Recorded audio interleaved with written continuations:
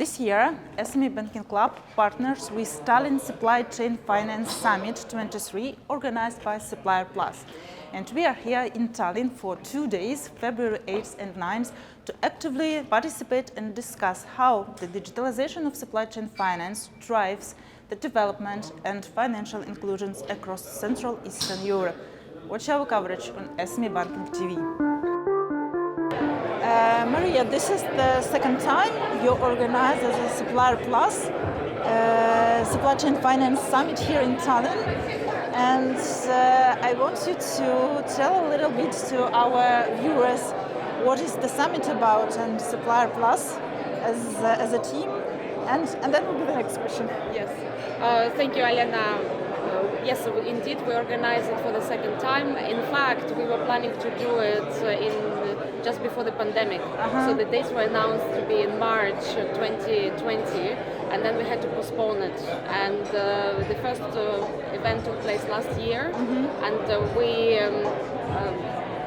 had it at a different temperature. So we are trying and testing which temperature and which weather would be best for the event.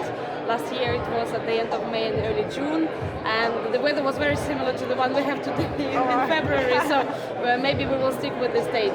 We organized this event together with the International Trade and Profiting Association. We are a very proud member of this association, and we are one of the fintechs that is specializing in supply chain finance, and we would really like to promote this as one of the best financing products or methods of financing for both large corporates who can add value and make their supply chain sustainable by providing finance to SMEs, but also to small and medium enterprises, which is really at the core of our mandate, of our mission of the company. That's why we also call SupplierPlus and not buyer minus or anything else, so that we really want to add value to suppliers.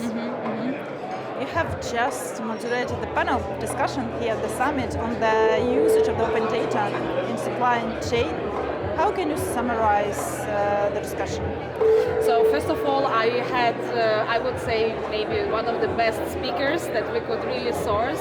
All Estonians doing different things. We had a representative the president of the Nordic Investment Bank, and not only he is the first Estonian president, he is the first president from the Baltic region. And as we heard from him, it was very clear that it's not really a political appointment, and I think that he could really bring new ideas or motivate colleagues to bring new ideas to the bank. And the other speaker we had was the Deputy Secretary General of the Ministry of Economic Affairs and Communications, Sandra Sanev, and she is working on bringing the digital state for the businesses. So in Estonia, the digital state has been operating for citizens already for more than 20 years, and now the government is making certain changes and building infrastructure and creating services to make sure that the businesses can equally benefit from this. And the third speaker that we had was the chairman of the management board of Port of Tallinn. As we have heard, one of the most digitally advanced ports in the Baltic Sea, and he actually was quite at the very early stages of the whole digital transformation in Estonia. And what we've heard is that it's very important to have a both carrot and stick in terms of introduction of services, that the governments can force citizens to use an ID card and to say this is how you should do it, and citizens have no choice, but maybe with businesses there could be different ways to do it.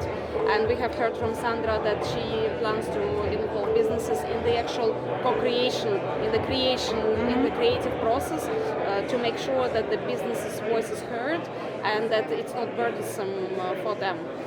We have also heard about the importance of upskilling and really looking inside the companies, and that it comes from the management, that the management needs to be convinced that digital transformation is important, but then equally the management needs then to spend on both money and give resources to employees to get the latest knowledge and the latest opportunities to access all the latest technologies to make it a success.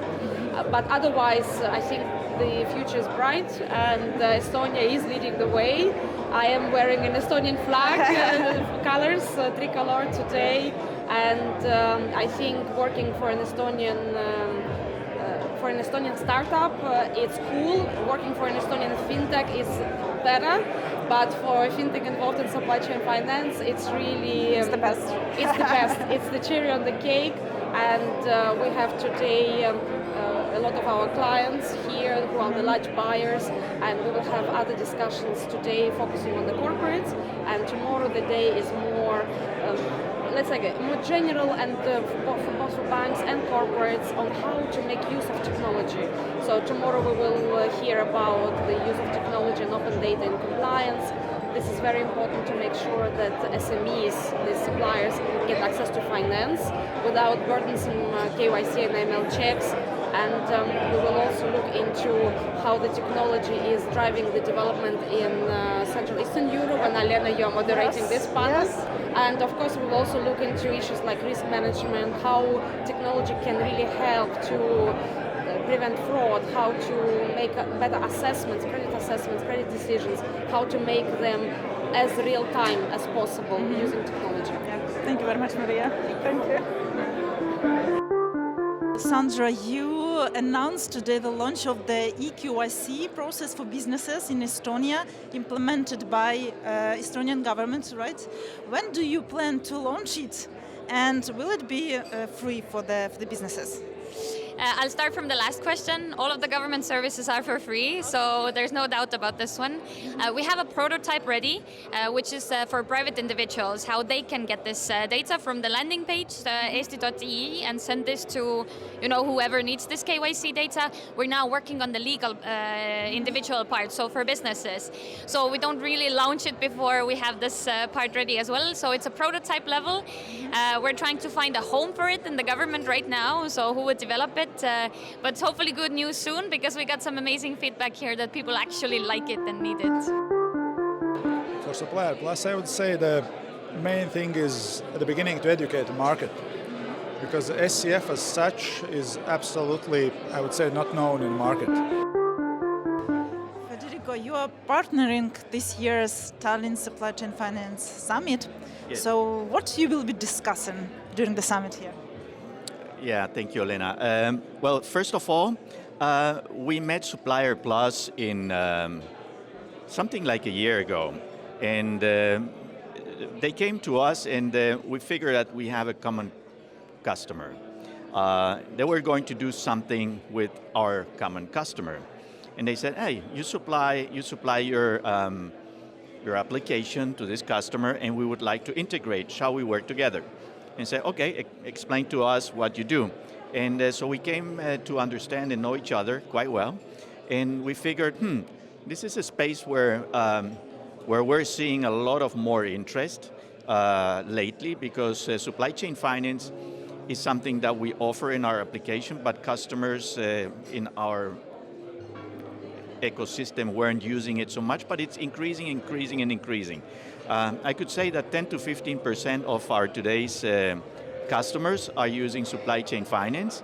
That means out of the 200 billion euro transaction volume, our systems are probably transacting anything between 20 and 30 billion in supply chain finance, tendency going up. So there was a natural interest, of course, in going into this particular space, in participating on this particular summit, also sponsor it, because we're seeing a lot of interest, as we can see in the audience around here. And the SupplierPlus and Maria and all her team, super helpful. Now, what are we going to do here, apart from being present? We've been working in improving our systems as well, and we're going to launch, or not launch, I'm going to show tomorrow in the panel for risk management, an application that we have been working on for quite some time. And I remember that I told you in my last interview, stay tuned, there's something coming out. Well, that coming out thing is something I will show tomorrow. I don't want to reveal more, because tomorrow the baby will be unpacked, and will impact quite a lot supply chain finance for risks and opportunities, as well as in the receivables finance space. So that's why we're here. And of course, at the, last but not least, having been in the other two Baltic states, but not been in Estonia and in Tallinn, it was like, a super easy, yes, I want to go there, come with my team, Petra is here, Rashko is here. So yeah, this is, it was an easy decision to come. Thank you very much. At this summit, I moderate the panel devoted to the topic how technology can drive the development of supply chain finance in Central Eastern Europe. And during this panel, we will discuss not only the technology, because as it turns to be, the technology is not the main barrier to the digital transformation. Technology is existing on the market. The main challenge, what we see here, is the mindset. The mindset of the financial organizations, whether the top management see the opportunities that digitalization provides, and also the mindset of the legislation bodies. So which results, of course, into the laws that we have in the region, which are different country by country, and that complicates cross-border finance very much. So we will discuss how to accelerate the changes, how the tools, how the supply chain finance tools can be used and can be accessed by businesses, especially small businesses in Central Eastern Europe, and how banks and financial organizations can create new business models and benefit from that. And this is what we will discuss.